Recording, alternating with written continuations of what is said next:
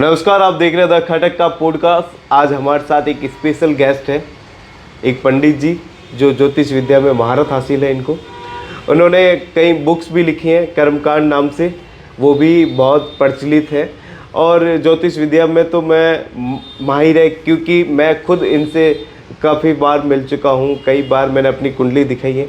तो आज हम जानेंगे कि कुंडली दिखाना क्यों महत्व है, क्या ज्योतिष विद्या और विज्ञान में फ़र्क है, क्या विज्ञान ज्योतिष विद्या को मानता है या नहीं मानता, क्या ज्योतिष विद्या जो कुंडली देख के क्या हमारा जीवन जो है वो हम पता लगा सकते हैं कि हमारे साथ आने वाले दिनों में क्या होगा। ये तमाम तरह की बातें जो है वो हम पंडित जी से करेंगे। सबसे पहले पंडित जी बहुत बहुत नमस्कार, प्रणाम मेरा कि आप हमारे पॉडकास्ट में आए।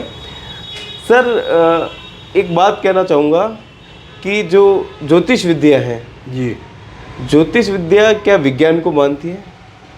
ज्योतिष विद्या तो विज्ञान को मानती है, विज्ञान अपनी जगह है और ज्योतिष विद्या अपनी जगह है।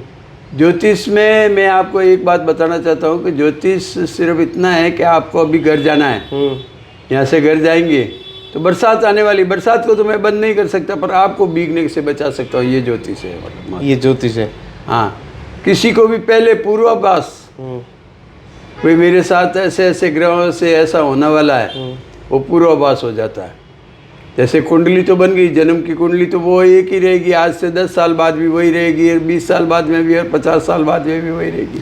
तो उस गोचर, अभी गोचर जो है, अभी जो ग्रह किस स्थिति में चल रहे हैं उसका प्रभाव जरूर पड़ता है आपके नाम राशि से, जन्म राशि से।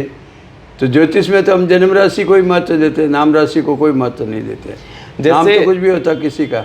अगर आपने जन्म की बात की, अगर जन्म से 15-20 मिनट का समय अगर गैप आ जाता है, फ़र्क आ जाता है, तो क्या मतलब उसकी कुंडली चेंज हो जाती है? नहीं, कुंडली तो 2 घंटे से चेंज होती है। अच्छा। इन केस ऑफ संधि काल हो, 2-3 मिनट का ही अंतर हो तो अंतर से वो कुंडली चेंज हो जाएगी, ग्रह चेंज हो जाएंगे। हो सकता है मतलब, क्योंकि अब जैसे चंद्रमा तो 2.25 दिन तक वही रहता है, पर पहले घर में आने से क्या प्रभाव पड़ता है, दूसरे घर में आने से, तीसरे घर में आने से, उसका घर दूसरे तीसरे में जाने से ही प्रभाव बदल जाता है। चौथे घर में, चौथा घर यूँ तो चतुर्थ भाव अपने आप में, पर चतुर्थ भाव सुख का बताया है। पहला भाव है जो मूल रूप से लगन, जिसको लगन बोलते हैं, वो अपने तन से, शरीर से है।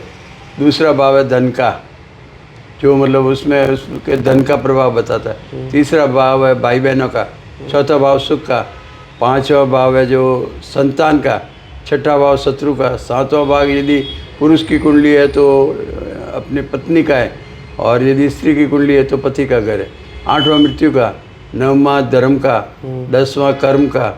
11वां आय का, और 12वां व्यय भाव है। 12 घर होते हैं एक कुंडली में। एक कुंडली में 12 घर होते हैं, और मोटे तौर से ये है। बाकी तो फिर उन पर किसकी दृष्टि है, क्या दृष्टि भी 3 प्रकार की। देखो, एक अच्छी दृष्टि से देखते हैं, एक कुदृष्टि से भी देखते हैं। पंचतंत्र की कहानियाँ सुनी हो तो आपने, पंचतंत्र की कहानियाँ में आता है कि मित्र संप्राप्ति, मित्र को प्राप्त करना, और मित्र भेद। मैं आपको आकर के कहूँगा कि आपका जो वो मित्र है ना, आपके लिए ऐसा बोल रहा था, ऐसा बोल रहा था, ऐसा बोल रहा था, और आपको देखना अभी आप जब उससे मिलेंगे तो आपको ऐसी दृष्टि से देखेगा कि जैसे मैं आपको खा जाए। और उनको जाकर के मैं बताऊंगा कि आपके जो ये भाई साहब मित्र हैं, जो बहुत आपके बारे में मेरे को एक बार ऐसे मिले, बोल रहे थे, ऐसे बोल रहे थे, तो आप भी उनको देखना। भले आपको देखो वो टेढ़ी नज़र से देखेंगे, मिलेंगे तब दुआ सलाम करेंगे तो भी ऐसा ही करेंगे। हाँ, मतलब मुँह पे अलग, पीछे अलग। तो ऐसे तो आप दोनों को, जबकि आप दोनों के बीच में ऐसी कोई बात कभी हुई नहीं। अब आप जब उनसे मिलेंगे तो वो ही टेढ़ी नज़र से देखेंगे, वो भी आपको टेढ़ी नज़र से, आपको लगेगा कि यार सुरेंद्र कुमार सही बात कह रहा था, उनको भी लगेगा कि यार सुरेंद्र कुमार सही बात है। ये मित्र भेद करा दिया 2 मित्रों में। तो यहाँ पर भी ग्रहों की स्थिति भी वही है। कई अपने आप में ग्रहों के मित्र हैं, कई शत्रु हैं, और कई सम भी हैं। तो शत्रु होता है, और यदि मित्र है तो मित्र, और उसमें भी फिर वो सुपरलेटिव डिग्री आ जाती है, मतलब अति मित्र और अति शत्रु भी। 5 प्रकार के हो गए। एक तो अति मित्र, मित्र मित्र। सम, मतलब न तो मित्र है, न एंटी है, न न्यूट्रल एकदम। न्यूट्रल, मतलब शत्रु भी नहीं है और मित्र भी नहीं, मित्र भी नहीं है। और फिर शत्रु और फिर अति शत्रु।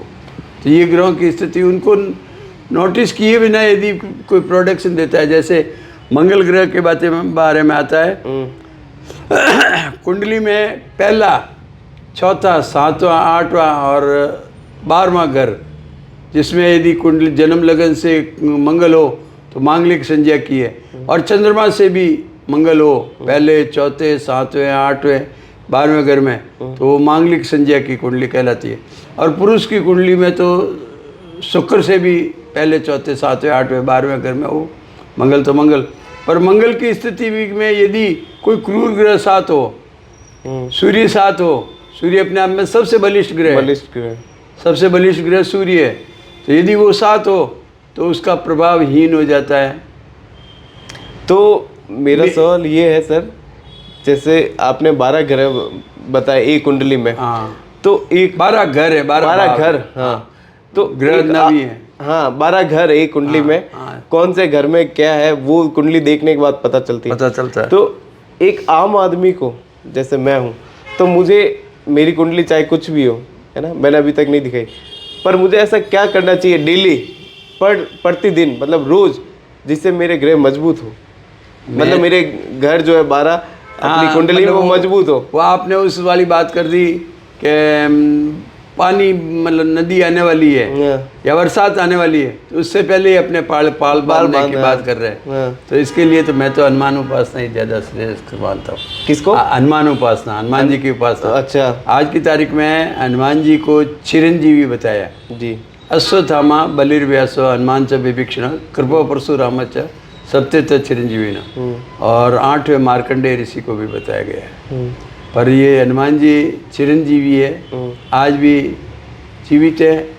आज वो संसार में, जहाँ भी संसार में, मैं तो भारत ही नहीं, मात्र भारत एक बात है, कहीं भी अपना विश्व में कहीं भी अपना कोई बंधु है और याद करता है तो तुरंत प्रभाव से सेकंडों में।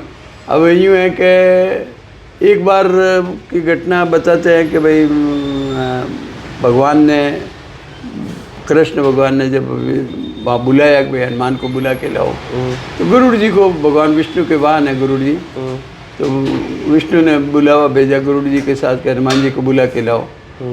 तो उनको अभिमान हो गया गरुड़ जी को, तो गरुड़ जी गए हनुमान जी से निवेदन किया कि आपको भगवान याद कर रहे हैं, कि आप चलो मैं आ रहा हूँ।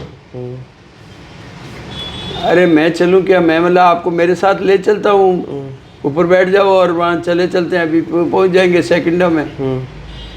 तो क्या आप चलो, मैं आपसे पहले पहुँच जाऊँगा। अभिमान हो गया, ये कैसे हो सकता है। फिर भी चलो, गरुड़ जी तो गए, वापस जाते हैं तो वहाँ हनुमान जी को बैठा देख रहे हैं, वार्ता हो रही है उनके बीच, भगवान विष्णु के और हनुमान जी के बीच बात हो रही।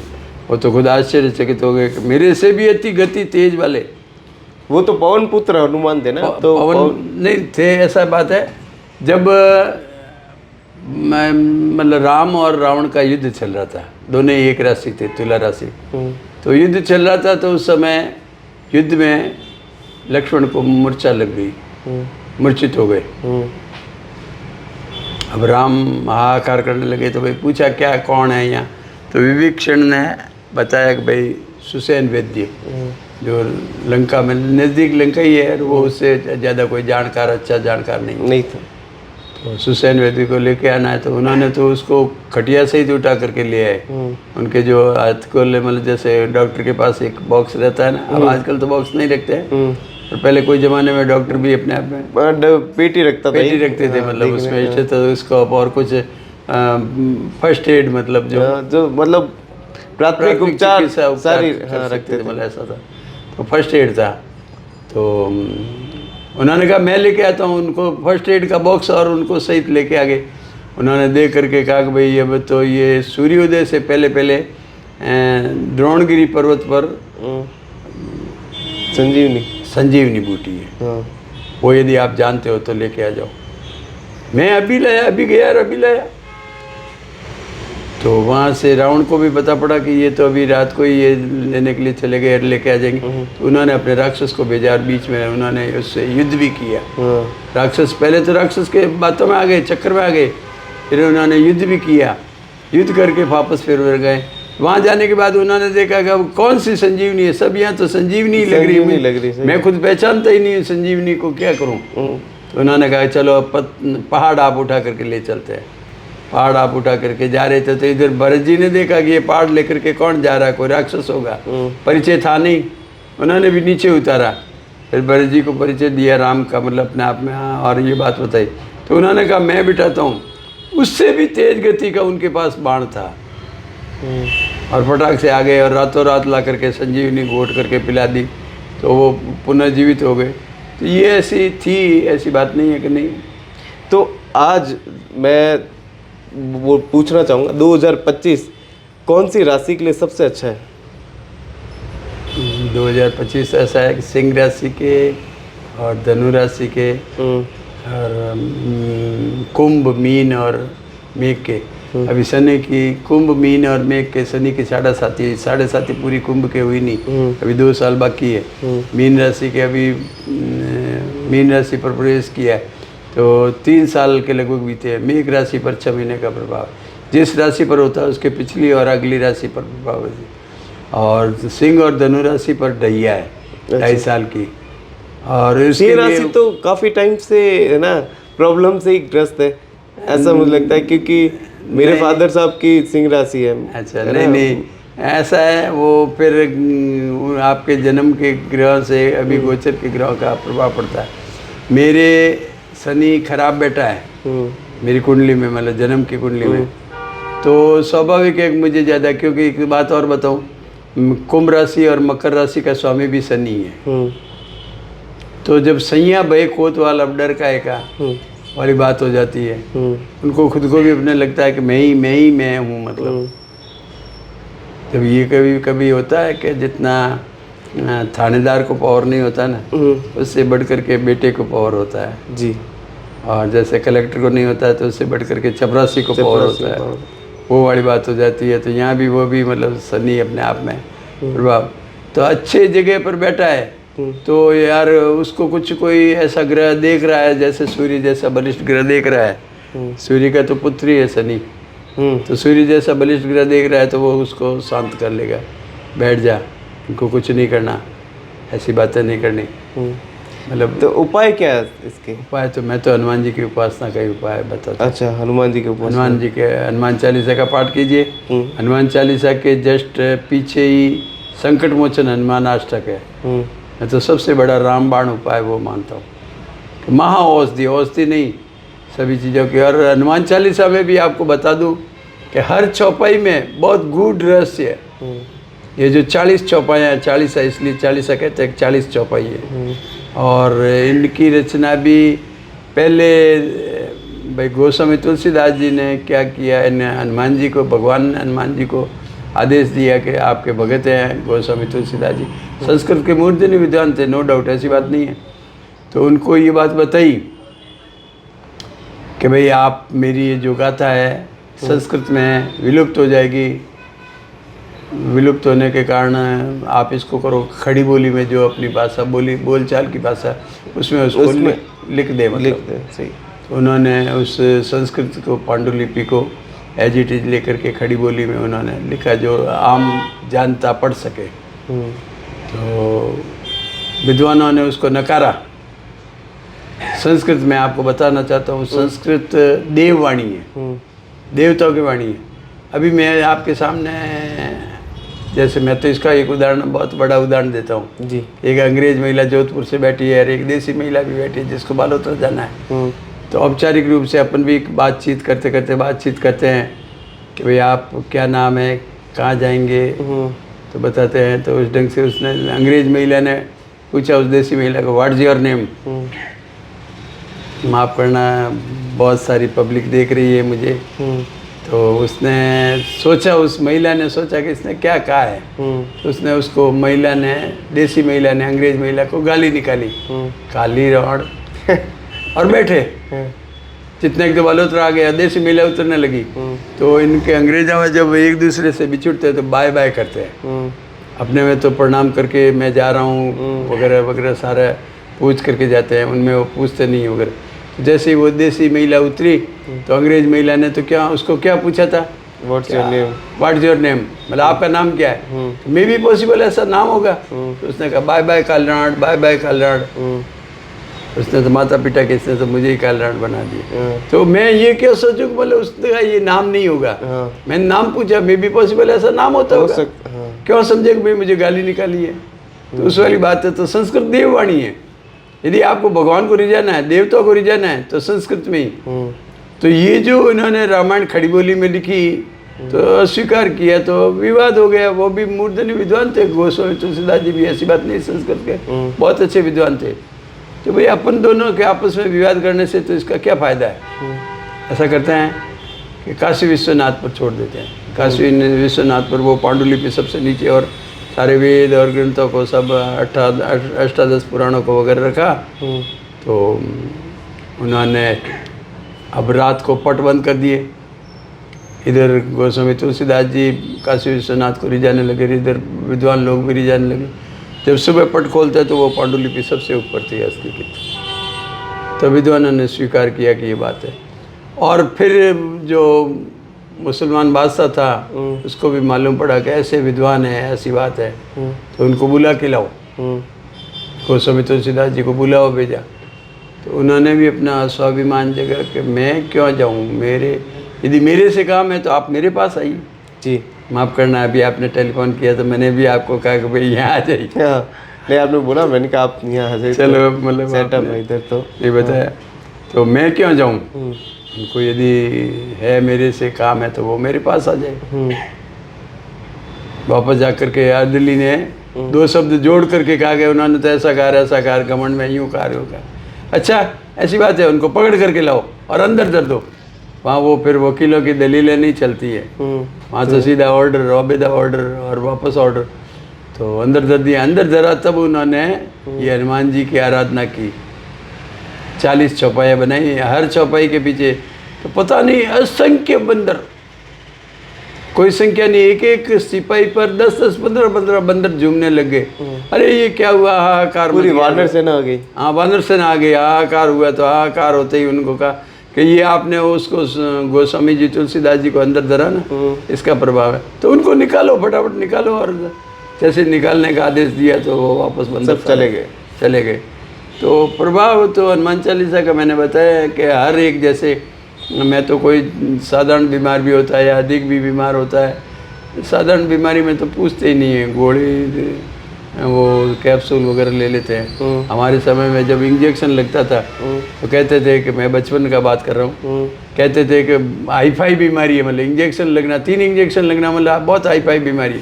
अब तो इंजेक्शन क्या, ग्लूकोज भी चढ़ता है, ग्लूकोज तो रोज है नॉर्मल, और उससे भी अधिक बढ़ करके ऑक्सीजन पर रखा जाता है, कोई नॉर्मल है। आईसीयू वार्ड में तो वेंटिलेटर पर भी रखना उनकी मतलब बहुत बड़ी ये बात है।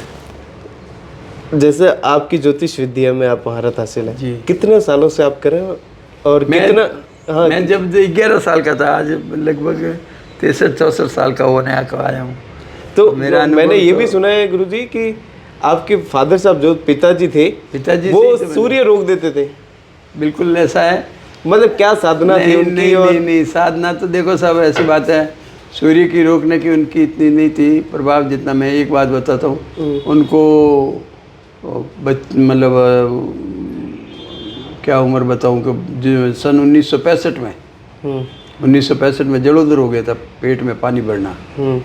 और आज का विज्ञान, डॉक्टर लोग वगैरह भी आज भी 1 बार 2 बार 3 बार पिंचर कर करके पानी निकालेंगे, 5-6 बार से ज़्यादा वो अधिक जीवित नहीं रह सकता, 5-6 बार से। और पिताजी ने उस समय उस पर विजय प्राप्त की है। 40 दिन तक पानी नहीं पिया है सन 1965 में। एक बार उनके हाथ और पैर चिपक गए थे, उसको भी साधना से ही उन्होंने साधना से ही सारा उसको किया। तभी तो मतलब इन्होंने जब 6 महीने पहले मृत्यु की तारीख मुझे दी, तब मैंने इनको बोला कि भाई अपने पहले भी कई बार हासिल प्राप्त किए, तो ऐसा है कि अभी भी कुछ नहीं होगा। फिर भी मतलब मृत्यु से पहले ही उन्होंने अपनी डेट निकाल दी कि मैं इस तारीख की मेरी मृत्यु होनी डॉक्टर निश्चित को है। भी कहा था कि मैं ऐसा है डॉक्टर साहब कि नहीं बोलूँगा तो भी उस तारीख से पहले नहीं मरूंगा, 29 दिसंबर से पहले, और बोलूँगा तो भी 29 दिसंबर। वो कहे कम बोलिए, स्वास्थ्य के लिए कम, ये ऐसा मतलब कि ये जो तारीख है 29 दिसंबर 29 दिसंबर एक आपको पता थी? नहीं, मेरे को नहीं, कई लोगों को, डॉक्टरों को भी बताया नहीं। ये डॉक्टर को भी तो भंडारी साहब को चैलेंज किया था, तभी तो भंडारी जो साहब, बाड़मेर भंडारी साहब डॉक्टर भंडारी है। साहब बाड़मेर भंडारी साहब, तो तभी तो उन्होंने कहा कि मैं इनके चैलेंज को एक्सेप्ट करता हूँ हाँ, और मैं उस तारीख को आपको मरने नहीं दूंगा। मरने नहीं दूंगा, पर रोक नहीं सके, मतलब ज्यादा क्या कहूँ। तो उस दिन को डॉक्टर साहब ने क्या जो तैयारी की थी वो क्या? महसूस किया कि नहीं, ज्योतिष नाम की भी चीज़ है कोई, जिससे ये मालूम पड़ जाता है अपने को, अपने पर क्या प्रभाव होने वाला है क्या नहीं। हम जैसे अभी बात चली तो हम जैसे संकल्प बोलते हैं, किसी भी कार्य के लिए संकल्प मतलब करने की, हाँ, संकल्प ले लिया कि मुझे ये करने, ठान लिया कि करना है, तो करना है, मतलब तो अपने आप में कर सकते हैं, मतलब ऐसा नहीं है कि नहीं कर सकते। हम संकल्प में बोलते हैं ऐश्वर्य विवृद्धम, ऐश्वर्य बढ़े, मेरा ऐश्वर्य बढ़े, और अप्राप्त लक्ष्मी प्राप्त्यर्थम, जो लक्ष्मी प्राप्त नहीं हुई वो प्राप्त हो जाए, और प्राप्त लक्ष्मी आज चिरकाल संरक्षणार्थम, जो लक्ष्मी प्राप्त हो चुकी है उसको चिरकाल लंबे समय तक रक्षण हो। प्राप्त लक्ष्मी आज चिरकाल संरक्षणार्थम। फिर सकल मनीप्सित कामना संसिद्धन, मैं जैसा जैसा सोचूं ऐसा वैसा हो। इस बारे में पिताजी ने भी जैसा सोचा, मतलब डन। अब कुचेष्टा करना तो अपने आप में एक अलग है। एक ऋषि की बात आती है, मतलब पिताजी आपने जैसे अभी बीच में कहा सूर्य को रोकने की बात, तो ऐसी बात नहीं है। एक ऋषि थे जिन्होंने क्या है कि वो त्रिकाल संध्या करते थे। शाम के समय आँख लग गई, गर्मी का समय था, नींद लग गई तो फिर उनके त्रिकाल संध्या का टाइम जा रहा था और सूर्यास्ताचल को जा रहे थे, अर्घ्य दिए बिना सूर्य जा रहे थे। तो उनकी पत्नी ने देखा कि अब मैं जगाऊं मेरा व्रत भंग हो जाता है, नहीं जगाऊं तो पति का व्रत भंग हो जाता है। उन्होंने एक तिनका लेकर के पैर में खुजलाया। पतिदेव जगे, ऋषि मुनि जगे, जगते कि देवी क्या बात है, किस लिए जगाया मुझे, क्या हुआ? कि भगवान सूर्य अस्ताचल को जा रहे हैं और आपके अर्घ्य दिए बिना ऐसा हो रहा है। सूर्य की ये मजाल जो मेरे अर्घ्य दिए बिना अस्त हो जाए, और सूर्य रुक गए, स्थिर हो गए थे। ये बात सत्य है, मतलब एक ऋषि की बिल्कुल ये सत्य घटना है। करोड़ों वर्षों, लाखों वर्षों। आपके फादर साहब की क्या स्पेशलिटी? नहीं, कई लोगों से बात की तो उन्होंने बताया कि नहीं, मतलब वो सिर्फ एक रोकने की बात पर आती है, बाकी कुचेष्टा नहीं। इंद्र को जरूर, इंद्र को एक बार नहीं 3-4 बार ऐसा काम पड़ा, आपको आके बरसना ही बरसना है। आपके फादर साहब ने बोला? फादर साहब हाँ इंद्र को बोला। तो लोग आश्चर्यचकित, कहीं आकाश में कहीं बादल नहीं, अनुष्ठान कर रहे थे। बाड़मेर की बात है ये। चौटन में भी ऐसा कैसा हुआ, और बाड़मेर में 2 बार हुआ। तो बाड़मेर की बात है तो हुआ, तो लोग आश्चर्य करने लगे, लोग मखौल करने लगे कि ऐसा कुछ होता है क्या, ऐसा हो जाए तो यूँ है यार, फिर भगवान मान लेंगे, ये भगवान हो जाएंगे, ये भगवान हो जाए। नहीं, ऐसा है कि रावण के घर में भी इंद्र पानी भरता था। इसका मतलब ये नहीं कि कोई कुएं से पानी सींच करके, मतलब कहने का मतलब इंद्र अनुचर था उस समय रावण का, देवताओं को बेबस में कर रखा था। ब्रह्मास्त्र भी ले रखा था, मतलब ब्रह्मा जी से भी अस्त्र ले रखा था, ब्रह्मा जी ने भी दे दिया था। अब हनुमान जी भी एक बार ऐसे कैसे ब्रह्मास्त्र बंदना पड़ा उनको कि जे मैं ब्रह्मास्त्र को नहीं मानूंगा तो फिर दूसरे लोग भी उसको चीज़ को मानेंगे नहीं, इसलिए मुझे मानना है, फिर भले मैं तोड़ दूँ रावण के सामने जा कर के रावण। तो शाम को जब आरती होने लगी, आरती प्रज्वलित की, और पता नहीं कहाँ से बात लिया यार, हमारे जो श्रीमाली बगीचे वही अनुष्ठान किया था, घोड़ो घोड़ो पानी चलने लगा और लोग दंडवत हो गए। कहाँ गए, जबकि पिताजी उस समय महादेव जी के मंदिर जा चुके थे, वहाँ से अभी अनुष्ठान करके वहाँ जा चुके थे। अब आप आरती आप कर लेना सब, मतलब नियम के पक्के थे। मतलब, महादेव जी के मंदिर जाना है तो मतलब जाना ही जाना है। ऐसा कोई किस्सा जो आपको याद हो कि इतनी ज़्यादा भक्ति, इतनी ज़्यादा बोलते हैं नियम का पालन करना, इतने भाव? मेरी ज़्यादा क्या कहूँ, मेरी शादी थी। मेरी शादी में बदौली निकली और जैसे ही द्वार पर पहुंची, और मेरे तो बस महादेव जी जाना है, मतलब महादेव जी के मंदिर के। इवन आपको ये बात बताऊं कि जब 29 दिसंबर को दिन भर पूरे सारे बाड़मेर में घूमे, और बाड़मेर में सबको ये बोला है कि कल रहेंगे तो मिलेंगे। पूरे पैदल घूमे हैं और बीमार होते हुए भी। फिर शाम को 4 साढ़े 4 बजे जैसे ही चाय का वक्त होता है, चाय पी करके बैठे और एकदम तबीयत खराब हुई, तो मुझे तो महादेव जी जाना है। तो मैंने कहा भाई पिताजी अब दिन भर आप चले हो, थके हुए हो, मैं गाड़ी मंगा लेता हूँ। मैंने कहा एक्स की गाड़ी मंगाया था कि नहीं, एक्स की गाड़ी में नहीं जाऊँगा।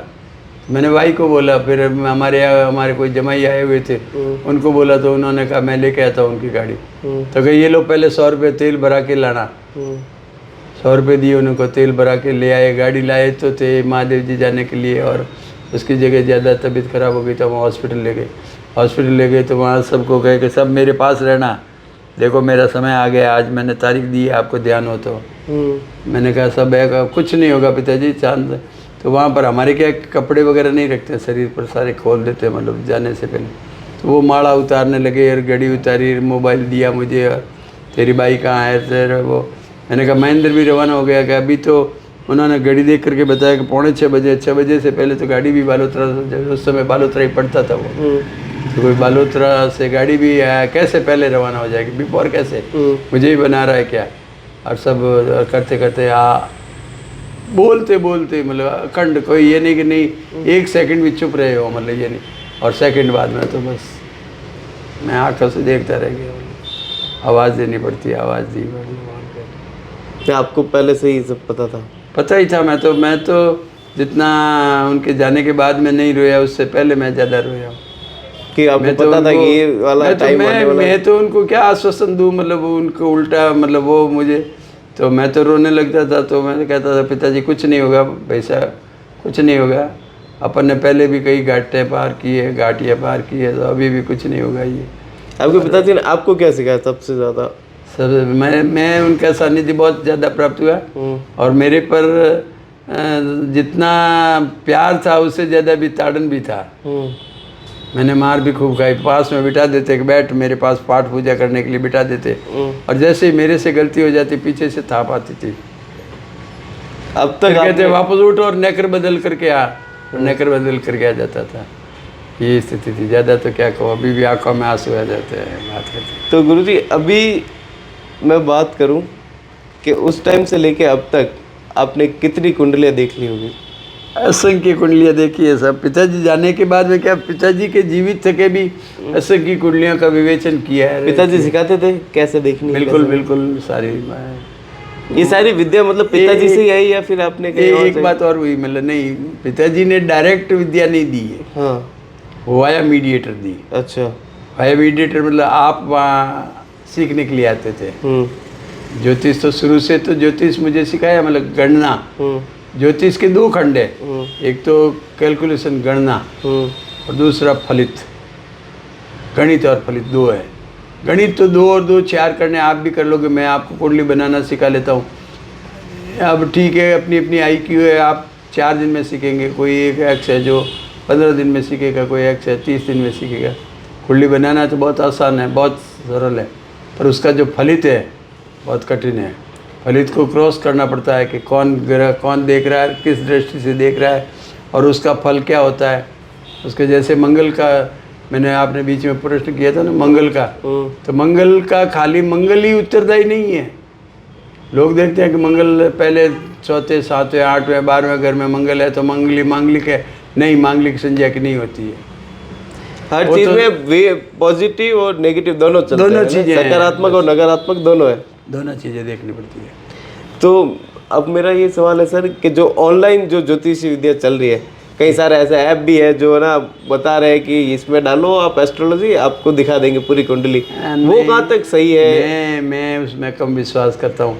देखो सब नहीं, ऐसा पॉसिबल है कि आप एक ऐसा पर्टिकुलर ऐप तैयार कर देते हैं? 10-15% तक सही है, 20% तक कह दो, मतलब मैं 100% सही नहीं है। नहीं साहब, 100 क्या, मतलब 50% भी नहीं है। एक बात और बताऊँ आपको, मतलब मेन चीज़ है, मैं बताना भूल गया कि जैसे आप बोर्ड की परीक्षा देते हो 10वीं और 11वीं, हायर सेकेंडरी 12वीं, हाँ 12वीं, आज 12वीं है, हमारे समय में 10वीं और 11वीं थी, मतलब 10वीं और 12वीं, तो 33% वाला पास होता है, 33% है, 100 में से 33 वाला पास। और आप यूनिवर्सिटी की परीक्षा देते हैं तो 36 वाला पास होता है, जबकि हमारे ज्योतिष सिद्धांतों के अनुसार 50 एंड एबव वाला पास है, बट नॉट 49 है तो पास नहीं है। तो 50% कोई भी चीज़ में जैसे गुण मिलाप करते हैं, कुल 36 गुण हैं, 1 से 8 तक, एक गुण का 1 अंक, दूसरे गुण का 2 अंक, तीसरे का 3, चौथे का ऐसे करके 8 है कुल गुण। तो 8 में 1 2 3 4 उनके अंक दिए हुए हैं, कुल 36 हो गए। 1 से 8 तक के जोड़ 36 हो गए, तो 36 के आधे 18 या 18 से अधिक गुण मिलेंगे तो ही। तो शादी के लिए कितने गुण मिलने चाहिए? 18 गुण, 18 गुण कम से कम 18, और 18 से अधिक हो तो, नहीं तो वरना नहीं करनी चाहिए, और 18 से कम हो तो नहीं करनी चाहिए? नहीं करनी चाहिए, मैं तो मना ही करता हूँ। अब फिर भी अगर करते हैं तो इशू आता है, उसका कोई और उपाय नहीं है? जरूर होता ही है सब, बिल्कुल। इशू क्या मतलब, ठीक है कि उसका थोड़ा प्रभाव ये होता है कि मेरे, जैसे मैं बता रहा था कि आपको, मेरे पिताजी के पास भौतिक संपत्ति है, हम 2 भाई हैं, हम भाई सलट जाएंगे मान लो, पर बहू हैं जो दोनों हैं, वो कहेगी कि देवर के ज़्यादा है, अपने कम है, या वो कहेगी कि जेठ के ज़्यादा है, इतना ज़्यादा है, तो लड़ झगड़ करके उसमें से बांट लेंगे, बराबर कर लेंगे। पर पिताजी ने जो एस्ट्रोलॉजी के, इसके आर्थिक और भौतिक के सिवाय आध्यात्मिक जो शक्ति प्राप्त की है, जो उन्होंने तप बल किया है, उसमें हो सकता है मेरे को नहीं, मेरे पुत्र को मिले, वो मेरे पुत्र को भी नहीं, मेरे को भी नहीं, मेरे भाई को भी नहीं, आपको भी मिल सकता है, नो डाउट, क्योंकि आप पर था स्नेह था, आप थर्ड पर्सन हैं, और 4 बार ही मिले, 10 बार ही मिले, ज़्यादा नहीं मिले, फिर भी आप पर, उन पर प्रेम हो गया, तो आपको उसके लाभ परिलाभ मिलेंगे। ये चीज़ है। इतना सब कुछ था। तो अब आप मेरे को ये बताएंगे सर कि भारत में जैसे कामाख्या माता मंदिर सबसे ज़्यादा हाई स्पिरिचुअल मंदिर है, कि वहाँ बहुत सारे तांत्रिक, बहुत सारे साधु जो साधना करते हैं वो वहाँ जाते हैं? तंत्र तो एक देखो, मंत्र और तंत्र में अंतर है। मंत्र एक साधारण वे है जिसमें जैसे अपन कई इंजेक्शन रिएक्शन कर लेते हैं, तो ये इसमें मंत्र साधना में कोई रिएक्शन नहीं है, एक्शन ही एक्शन है। और तंत्र साधना में रिएक्शन भी हो जाता है। असावधानी, जहाँ असावधानी हुई तो तंत्र साधना में रिएक्शन हो जाएगा।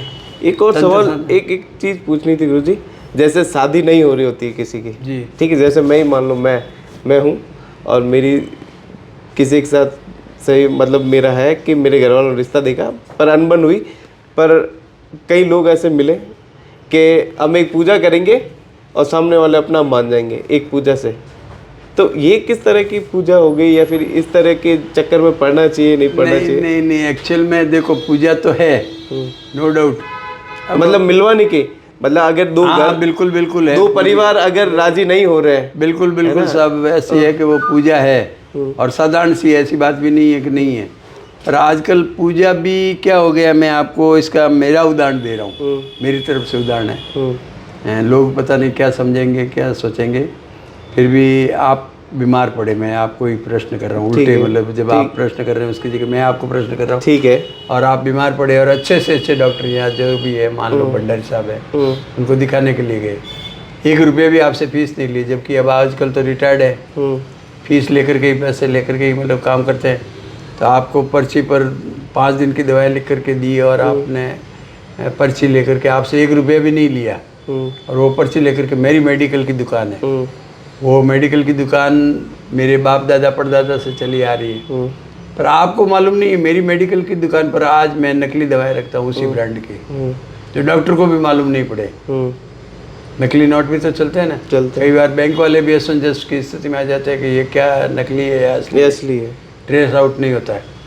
तो डॉक्टर ने लिख करके दिया, आप मेरी दुकान पर चढ़े और पैसे दे करके वो दवाएं ले गए 5 दिन की।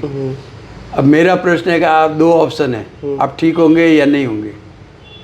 नकली दवाई लेने, नकली दवाई लूंगा तो उसका अलग रिएक्शन होगा, ठीक होंगे ही नहीं, कुछ प्रभाव होगा ही नहीं। बिल्कुल। जो 2 शब्द कहने हैं मन में ही सही, किसको कहेंगे? डॉक्टर को कि उसने ही रिकमेंड किया था कि वहाँ चले जाओ। वाई नॉट, नहीं रिकमेंड तो मान लो मेरी दुकान में, तो आप चढ़ गए, रिकमेंड नहीं किया मेरी दुकान के लिए। पर वही है ना कि आप पूछते नहीं, दुकान चल रही है तो एक भरोसा होता है कि नहीं ये दुकान सही है, दुकान सही है। तो इस हिसाब से तब आप उस 2 शब्द जो भले बुरे कहने हैं तो डॉक्टर साहब को कहेंगे। जब डॉक्टर साहब ने क्या बिगाड़ा साहब आपका? डॉक्टर साहब ने कुछ नहीं बिगाड़ा। तो यहाँ वही समझिए, आप जजमान है, मैं वो ब्राह्मण हूँ और वो भगवान है, डॉक्टर जो भगवान है और मैंने जो मेडिकल की दुकान है, मैं वो ब्राह्मण हूँ। अब आज की तारीख में करने के लिए तो सब जाते हैं, पूजा पाठ करने के लिए, बस थोड़ा सा वो हूट रो गाँठ ये लियन पंचारी बनी बैठ गया। यूनिक कई ऐसी औषधियाँ हैं कि जो जानते ही नहीं, अपन सिर्फ नाम ही सुन रखा है, नाम भी सुन रखा है, तो देखने का काम नहीं। हमारे हवन में भी ऐसे ऐसे द्रव्य हैं जो वास्तव में मेरे भी नहीं देखे हुए। मैं आपको तो क्या बताऊँ, खाली कई बार तो हम लिख देते हैं और क्या लाया क्या नहीं लाया पहचान नहीं पाते हैं, बोलो। तो ऐसे स्थिति है। इसलिए मैं जहाँ तक सोचता हूँ कि मतलब पूजा पाठ भी यदि सही तरीके से किया जाए तो नो डाउट 101% मतलब आपको उसका फल मिलेगा मिलेगा मिलेगा। और मैंने नहीं सही नहीं किया है तो वही मेडिकल वाली बात, आप ठीक भी नहीं होंगे। मैंने तो मेरा कर्म बंधन किया ही है, पर आपको भी लाभ परिलाभ जो मिलना चाहिए नहीं मिलेगा। नहीं मिलेगा तब आप किसको भगवान को दो शब्द कहेंगे? नहीं मैंने तो दुर्गा पाठ करवाया, मैंने अभिषेक करवाया, मैंने ऐसा किया, मैंने कुछ नहीं, भगवान कुछ नहीं। मतलब बिना वो ऐसे पंडित जी से या ऐसे ब्राह्मण से करवाना चाहिए, आपको कहने का मतलब? हाँ, जानकार जो जानकार हो, जो खुद तपस्वी हो। हाँ। तो पर ऐसे ढूंढे कैसे? पता थोड़ी चलता है कैसे कौन क्या है। नहीं देखो सब, अब मैं किसी की बुराई नहीं करना चाहता। नहीं बुराई की बात नहीं, मतलब देखो हर इंसान क्या चाहता है कि मेरा अच्छा हो जाए। मेरे पास एक दिन कोई एक मुसलमान आए, तो मैं तो पहचानता नहीं, आपकी तरह थे। अब आप कौन हो, हिंदू हो, मुसलमान हो, सिख हो, ना आप पूछते हो ना, मैं क्यों पूछूं भाई आपको? आप आए नक्षत्र देखने, मैंने नक्षत्र बताए, फिर मेरे ये जो बच्ची हुई है इसके पीछे भाई का योग कैसा है क्या है, मैंने सारा बताया। मुझे ध्यान नहीं कि मतलब वो खुद भी ऐसा जानकार है, मुझे आश्चर्य हुआ। मतलब हम तो क्या है कि पंचांग में लिखते हैं, मतलब जो हमको पूछता है तो हम दर्ज करते हैं कि भाई इसने नक्षत्र पूछे जो, तो पूछते हैं तो सबसे पहले उनको जाति पूछते हैं। तो शक पकाया, उन्होंने कुछ कहा नहीं। मैंने कहा तो ऐसी बात नहीं, आप ये सोच रहे होंगे कोई भाई बील बॉम्बी बीजे वाला देखो बोला कहूँ कि नहीं कहूँ महाराज ने, नहीं हम तो महाराज जी मुसलमान हैं। अरे मुझे आश्चर्य हुआ कि आप हमारी विद्या में विश्वास रखते हो, बहुत बड़ा आश्चर्य है। कि नहीं मैं तो खुद भी जानता हूँ और मैंने फिर उसने कहा कि मैं तो एक्स जगह गया था, मैं नाम नहीं बताना चाहता, वहाँ उन्होंने ये बताया, ये लिख करके दिया, वो पेपर निकाला। मैंने देखा, मुझे आश्चर्य हुआ। मैंने कहा क्यों लिख करके दिया, क्यों नहीं दिया, मैं इसके लिए क्या कह सकता हूँ, तो वो जाने साहब। मैं जो जानता हूँ, मैं जैसे पूजा पाठ में भी कहता हूँ कि यथा जाने न यथा मिली तो उपचार द्रव्य, जैसा जानता हूँ और जो मेरे पास सामग्री उपलब्ध है उसी में ये कार्य कर रहा हूँ। तो कई सवाल ऐसे भी है कि कई लोग हैं जो आज के टाइम जो बोलते हैं कि ये सिर्फ एक ब्राह्मणों की बनी हुई रचना है, बस नहीं, ये लोगों नहीं साहब, क्या बात की आपने। इस पर तो हमने कई थीसिस किए तो बहुत अच्छा परिणाम मिले हैं। बहुत अच्छे परिणाम मिले, अच्छे नहीं, बहुत अच्छे परिणाम मिले। क्या आपने कभी महसूस किया है भगवान को? बिल्कुल साहब, अभी मैं मेरी घटना सुनाता हूँ, ज़्यादा क्या कहूँ। ट्रेन की, तो उसको जाना था और उसने मुझे पूछा क्या करना है क्या नहीं करना है, तो मैंने मेरे को जो दिमाग में आया जवाब दे दिया।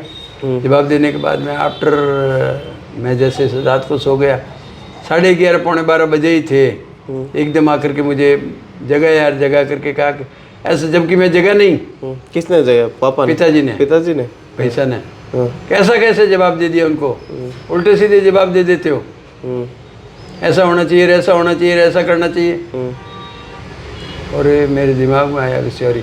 सुबह मैं 6 बजे उठा और उठ करके पहले दातन कुल्ला कर करके सीधा पहले उनके घर गया। मैंने कहा फ़ोन पर बात करूंगा तो समझ में आएगी कि नहीं आएगी। घर जा करके जो पिताजी ने वापस समझाई वो बात उनको समझाई और वैसा करके उनको रवाना किया हरिद्वार के लिए। वो अपने अस्थियाँ लेकर के जा रहे थे। अच्छा, इसके लिए तो ये मेरे साथ ऐसी घटना है, एक बार नहीं 2-3 बार हुई। एक बार कोई एक्स आने वाला है, पिताजी गए उसी साल की बात है, एक्स आने वाला है, तो आकर के मुझे चेताया कि आज फलानो डिगड़ा होवेला कि बेटे ही कोनी विदेश गियोड़ा कटू आई रहा। मैं मेरे मन में गई, जबकि वो आने वाले हैं, बस यही कहा मेरे को। और सुबह उठा तो मैंने मेरी मदर को बताया कि भाई ये बात है, वो आने वाले हैं। वह तो बड़ा टिकट है, वह तो फॉरेन गियोड़ा है। मदर ने भी यही कहा। और हुआ ये कि शाम को 4 बजे 3-4 बजे के लगभग वो पहुँचे ही यहाँ, जबकि उन्होंने कोई फ़ोन पर बजे वगैरह मुझे कुछ नहीं बताया। और मैंने भी आश्चर्य किया कि इन्होंने तो पहले ही मुझे बता दिया कि आने वाले हैं। पिताजी भी आज भी, पिताजी गए उसी साल की बात कर रहा हूँ। पिताजी को कैसे पता चला? मतलब वो देख के पता चला? उन्होंने भी फोन नहीं किया था पिताजी को? नहीं, पिताजी थे ही नहीं। अच्छा। हाँ, उनके 1 साल के जाने के 1 साल के अंदर की बात अच्छा। है। इससे ज़्यादा तो क्या बड़ी बात बताऊँ। ये क्या है फिर? वो एक्चुअल में माने तो नहीं माने तो देवत्व रूप में है। जैसे एग्जाम्पल दे रहा हूँ मैं कि अपने रामदेव जी, कल आप और मेरी तरह कोई इंसान थे, मनुष्य थे। हाँ। जैसे ही मनुष्य से देह त्याग गया तो प्रेतत्व योनि प्राप्त होती है। जब उनके 11 दिन करने के बाद में 12वें दिन उनको प्रेतत्व से मुक्ति दिला के पितृपंक्ति में लिए थे। अब अपने में कई जने अभी जैसे श्राद्ध पक्षों में पितृपंक्ति में बैठते हैं, ऐसा कहते हैं, तो पितृपंक्ति में ले आते। मैं कहता हूँ ये गलत है। पितृपंक्ति में वो 12वें दिन स्वतः ही आ जाते हैं, पितृपंक्ति में नहीं आते तब तक उनके घर की सूतक निवृत्ति नहीं होती है। साप का हुआ, गरुड़ पुराण में कहा हुआ, सूतकम न निवृत्ति सपिंडीकरण बिना। सपिंडीकरण तो 12वें दिन करना ही करना है, तब सूतक निवृत्ति नहीं होती है। तो अब कहते हैं कि पितृपंक्ति बुलाने, पितृपंक्ति से वो देवत्व पंक्ति प्राप्त कर लेते। जैसे माजीसा के विषय में 250-300 साल पहले कोई स्त्री थी, उसने जीते जी, रामदेव जी ने तो जीते जी चमत्कार दिए। उनका बल था, मतलब वो भी एक देवत्व योनि में ही प्राप्त हुए थे। मतलब आए तो मनुष्य। राम क्या किया? राम मनुष्य, कृष्ण ने क्या किया? पर राम तो सक्षम थे, उनको कौन सा कई चीज़ों का मालूम नहीं था। रावण के कहते हैं कि सीता ने हरण किया, सीता तो थी ही नहीं। एक्चुअल में तो उसको अग्नि को सौंप रखा था, वो तो एक दिखावे की मूर्ति थी। अच्छा, ये कैसे मतलब कह सकते हैं कि सीता माँ थे ही नहीं? सीता तो अग्नि देखो, ऐसा है कि सीता मिली भी कहाँ है? जननी, मतलब धरती से मिली। हाँ, धरती माँ के, सही है। जब जनक जी हल कर रहे थे तो जनक पुत्री जनक जी कहा गया, तो सीता तो मतलब है स्वयं अपने आप में ऐसे ही रूप था। उसके उर्मिला और शत्रुघ्न की पत्नी का नाम मैं भूल गया, लक्ष्मण। उर्मिला तो लक्ष्मण की थी, और वो थी तो ऊपर पदचाप हुई तो कौशल्या ने सुना कि कौन है छत पर के बेटा क्या कर रहे हो। एक बात और बताऊं, ये कहने योग्य नहीं है, फिर भी जो पर्दा प्रथा और घूंघट प्रथा सिर्फ और सिर्फ मुसलमानों के सिवा किसी भी धर्म में नहीं है विश्व में। तो अपने तो दो घूंघट निकालते हैं। घूंघट निकालते हैं, ये इनसे बचने के लिए आता ये आतंकी को। अच्छा, और सनातन धर्म की बात करूं तो क्या है हमारा धर्म? सनातन धर्म आदि अनंत काल से चला आ रहा है, लाखों सालों का इतिहास है अपने पास। पर आज का दौर देखूं ना, आज का टाइम देखूं तो कई सारे लोगों ने से अभिमन्यु को पेट में ही सारा अर्जुन ने बताया था, तो पेट में जब उधर में थे तो डॉक्टर लोग मानने के लिए तैयार नहीं थे। आज डॉक्टर भी मानता है कि बच्चा पेट में सीखता है। पहले मानते नहीं थे। ये तो आपने भी सुना होगा ज़्यादा कर जी। आज के बच्चों को ये बात मालूम नहीं होगी, पर आपको तो ये बात मालूम होनी चाहिए। जी बिल्कुल सर। और आज वैज्ञानिक लोग भी मानने लगे, डॉक्टर लोग भी मानने लगे बेटा, और 3-4 महीने से पहले तो जीव भी पड़ता नहीं है।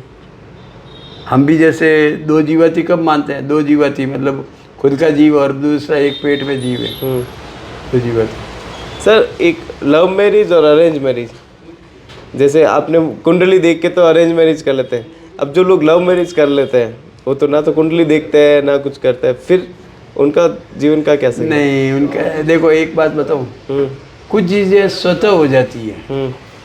जैसे लव मैरिज है, उसके दोनों के भी कुंडली में ऐसा योग है कि लव मैरिज है। ऐसा हो सकता है सर शादी के बाद चीज़ें चेंज हो जाए, कुंडली चेंज होती है, कहीं होती है, कहीं नहीं भी। शादी के बाद क्या कुंडली तो चेंज थोड़ी होगी। मतलब कुंडली जैसे आपने एक प्रश्न शुरू में किया था कि कुंडली में यदि 20 मिनट का अंतर हो, तो मैं आपको प्रोडक्शन जो देता हूँ 20 मिनट का अंतर से आपने यदि कुंडली बनवाई मेरे से, जो मैं प्रोडक्शन दूंगा और प्रोडक्शन में कहूँगा कि भाई आपके अगले साल 2026 में ये कार्य होने वाला है, वो हो सकता है कि नवंबर दिसंबर 25 में ही हो जाए। फिर आप कहोगे कि आपने तो जून जुलाई 26 बताया था, और हो सकता है मैं तो नवंबर दिसंबर कहूँ 20 मिनट यदि बिफोर है, तो वो उल्टा मतलब जैसे उस समय के बाद में आपने जैसे समय तो 20 मिनट पहले जन्म हुआ है और 20 मिनट बाद का समय दिया है, तो मैं जो समय बताऊंगा उसके थोड़ा टाइम बाद होगा, तो मैं तो झूठा पड़ गया ना जी। भाई। मैं तो कहूँगा जून जुलाई 26 में होगा काम, और वो हो जाता है नवंबर दिसंबर, और मैं बताता हूँ नवंबर दिसंबर में काम होगा, वो जून जुलाई में होता है। पर कुंडलियाँ तो सर कई लोग होंगे जिनके कुंडलियाँ होगी नहीं, अगर मैं पुरानी बात करूँ तो दादा नहीं पढ़ते तो ये बात आपने बहुत अच्छा प्रश्न किया।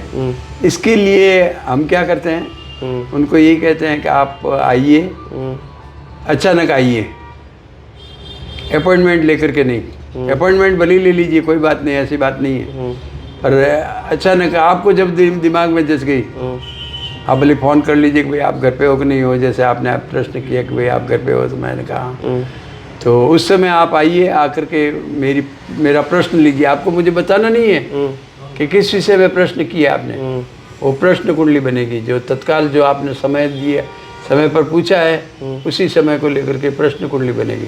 प्रश्न कुंडली के आधार पर मैं आपको प्रोडक्शन बता सकता हूँ, कुंडली की कोई जरूरत नहीं।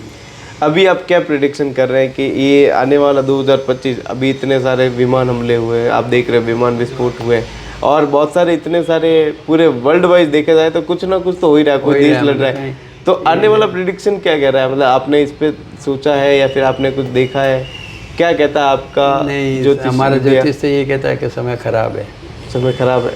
हाँ, भाई से लड़ रहा है बस, इसने इतने में समझ जाओ। आने वाला टाइम कैसा है अभी? भाई 2025 ज़्यादा खराब है या 26 ज़्यादा खराब होगा? 26-27 ज़्यादा खराब है। क्या हो सकता है? भाई से लड़ेगा बस। वही महाभारत का जो युद्ध हुआ ना, किसके बीच हुआ? मेरे जैसे ने उस समय भी युधिष्ठिर से प्रश्न करता है, पूरा श्लोक तो याद नहीं है। क्या प्रश्न किया कि आप कितने भाई हो? उनके वो प्रश्न और उत्तर सब पद्यात्मक है, अपनी सारी विद्या है ना पद्यात्मक है, गद्य नाम की चीज़ नहीं है। गद्य तो अपन ने बनाया है, मतलब पद्य मतलब श्लोकात्मक है सारी। जैसे गीता है, गीता की शुरुआत होती है धृतराष्ट्र उवाच धर्म क्षेत्रे कुरुक्षेत्रे युद्ध संवेता युद्ध माम का पांडवा से किम कुर्ति संजय। वो संजय को पास में बैठा दिया, संजय के पास अपने जैसे आजकल ये कैमरे रखते हैं ना, ड्रोन कैमरा चलता है ऊपर, ड्रोन कैमरे यहाँ तक भी आए थे, पाकिस्तान भेजे थे जी। तो वैसा कैमरा था जो धर्म क्षेत्र कुरुक्षेत्र के अंदर छोड़ रखा था संजय ने, और वो सब बता रहा था विवरण। उसी समय अर्जुन ने कृष्ण को कहा कि सामने की सेना में कौन कौन है, देखना, 1 मिनट देखते हैं। वो रथ लेकर के जा रहे थे तो भीष्म पितामह ने भी रोका कि आप रुक जाइए, अपने कृष्ण आ रहा है रथ लेकर के, क्या कहता है, क्या संदेश देता है, क्योंकि लड़ाई में कोई लाडू बनते कौन। और लड़ाई भी किन के बीच थी? 2 सगे काका बाबा के भाई आपके, एक ही दादे पोत्र थे, मतलब जो युद्ध था ना महाभारत का युद्ध, तो उसी तरह का युद्ध होने वाला है, तो स्वाभाविक है। तो कृष्ण आ रहा है रथ लेकर के, तो रुका, और बीच में रुक कर जैसे ही पहले अर्जुन की नज़र पड़ी गुरु द्रोणाचार्य, ओहो जिसने मुझे ये धनुर्विद्या सिखाई उसके सामने मैं युद्ध लेकर लड़ूं, मतलब मेरी मति मारी गई है क्या? फिर नज़र पड़ी गुरु द्रोणाचार्य के बाद में भीष्म पितामह पर, उनकी तो इच्छा मृत्यु, मरना तो मरना, तो मैं बाण चलाऊं तो भी मरेंगे नहीं, तो वाई नॉट, मेरे बाण क्यों खराब करूं मैं? बड़ी तपस्या से उन बाणों को लिया। ये बाण कोई ये जो लोहार बनाते वैसे बाण नहीं थे, मतलब बहुत तपस्वी बाण थे, मतलब उनके युद्ध के। आपने तो अभी जैसे कोरोना काल में महाभारत और रामायण का युद्ध बताया था, आपने देखा हो तो जी, एक दूसरे बाण चलाते हैं, जिसका बाण तेज है, हवा आई है तो वो उसको काट लेता था, देखा था ना, ताकत वाला आता था कि भाई उसमें बाण चलाता था, उसमें पावर आती थी, और वो कुछ अलग अलग, मतलब एक ही बाण के कभी 10 हो जाते थे, तो वही चीज़, मतलब यहाँ भी उनके पास भी ऐसे ही बाण थे, ऐसे नहीं थे। तो उसने वो वहाँ अर्जुन ने तो कह दिया कि युद्ध कैंसिल, खाने दो भाइयों को, कुछ नहीं, अपने कुछ नहीं। ये युद्ध कराने वाला भी कृष्ण ही था, और रोकने वाले भी कृष्ण, और करने कराने और एक चीज़ और थी कि कृष्ण के पास सेना थी, तो उसने भी ऐलान कर रखा था कि मेरे पास भी सेना है और मैं भी हूँ। तो अर्जुन भी गया, और अर्जुन क्या मतलब युधिष्ठिर भी गया और दुर्योधन भी गया। पहले नज़र दुर्योधन पर पड़ी कि आप मांग लीजिए, क्या मांगते हो बोलो। तो दुर्योधन तो कृष्ण को मांगने वाला था, भाग गया। जैसे ही उसकी वो मानसिक इच्छा पढ़ ली, पढ़ते हुए उसने कहा कि ये कहीं मुझे नहीं मांग ले, इसलिए उसने कहा कि मैं हूँ पर मैं अस्त्र शस्त्र नहीं उठाऊंगा। तो अगर थन ले जाए इनको माँ तो मांगना होता है, मैं मेरी भाषा में बात कर रहा हूँ। हाँ, कोई इशू नहीं। तो थने ले जाने को ही करूँ मैं बेटे, सेना दो मुझे, तो युद्ध करना है भैया से। वो यही चाहता था, और इधर रह करके भी क्या किया, पूरे उपदेश देता रहा। अब वहाँ वो डायरेक्शन, जब गीता पूरी उसने पूरी श्लोकात्मक है गीता, तो यहाँ भी वो श्लोक है। युधिष्ठिर से जो प्रश्न किया कि आप कितने भाई हो, तो वयम पंच है, हम पाँच है, हम पाँच हैं।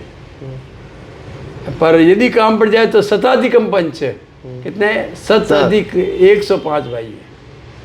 5 के 105 भाई हैं, काम पड़ जाए तो। हाँ, आप यदि सामने आप आ जाओ तो हमें 105 भाई है, भरोसे रहना मत। और एक एक से आले बहुत बड़े बड़े हैं। अच्छा, तो सर कल के अवतार जो है उसके बारे में क्या कहना चाहेंगे? कल के अवतार के बारे में सब ऐसा बताया गया है। कल के अवतार के बारे में ऐसा कहते हैं कि सगे भाई बहन आपस में शादी करेंगे, तब अवतार फिर होगा। उनके एक ही पेट से लड़का और लड़की होंगे, वो भी शादी करेंगे। फिर तीसरी पीढ़ी जब वो अपने आप में शादी करेंगे, तब उनके इधर से कल की अवतार होगा। मतलब ये घोर कलयुग जब चरम सीमा पर होगा, तब सीमा पर होगा, भाई बहन शादी करेंगे। भाई बहन शादी करेंगे। तो वो तो अब समय काफ़ी कुछ देख रहे हैं, तो ज़रूर अभी 0.01% तो होगा ही होगा। शुरुआत हो गई है, मतलब 10,000 में एक तो ऐसा होगा ही होगा, मानते ही होंगे। मैं 10,000 में एक आराम से होगा। तो होते होते 5-10% भी हो सकता है, 5-10 में वो ऐसा हो जाएगा। हाँ, मतलब शुरुआत जब हो जाएगी तो फिर आगे बढ़ता जाएगा। बढ़ना होगा ही होगा। ऐसे कई उदाहरण आते हैं आजकल तो बहुत। मैं तो इसको मोबाइल को अच्छा नहीं मानता हूँ एक्चुअल में। अभी कल की देन है मात्र, जितना इसका सदुपयोग होना चाहिए वो सदुपयोग नहीं होकर के दुरुपयोग है। मैं तो इसका दुरुपयोग मानता हूँ। सदुपयोग तो क्या है कि बात करनी चाहिए वगैरह, सब कुछ करनी चाहिए, अपने हाल चाल बताने चाहिए। आज की तारीख में जितने विवाह विच्छेद होते हैं तो उसका कारण भी तो यही है ना, सीख बाहर से आती है। हाँ, मतलब इन्वायरमेंट खराब हो जाती है, मोबाइल देखते देखते दिमाग में क्या चलने लग जाता है, जो देखते हैं वैसे हमारे एक गूंगा में एक हमारे सुजाति बंधु की धर्मपत्नी, कुछ नहीं, कई सारे सिम्टम्स सही, बस पता नहीं मोबाइल से वो हो गया, रोस वोस होकर के फांसी खा ली, सुसाइड कर लिया। बहुत टिपिकल हो गया। मतलब इसका प्रभाव बहुत गलत है। चलिए, ये हमारे साथ है ज्योतिषी सुरेंद्र जी, जिन्होंने बहुत सारी चीज़ें जो हैं वो हमें बताई है कि क्या ग्रह, मतलब अपने राशि में कितने घर हैं, कौन से घर में कैसे क्या होता है। तो अगर आप भी कुंडली दिखाना चाहते हैं तो दिखा सकते हैं, आपके आसपास के ज्योतिषी से या इनसे बात कर सकते हैं। बहुत बहुत धन्यवाद सर।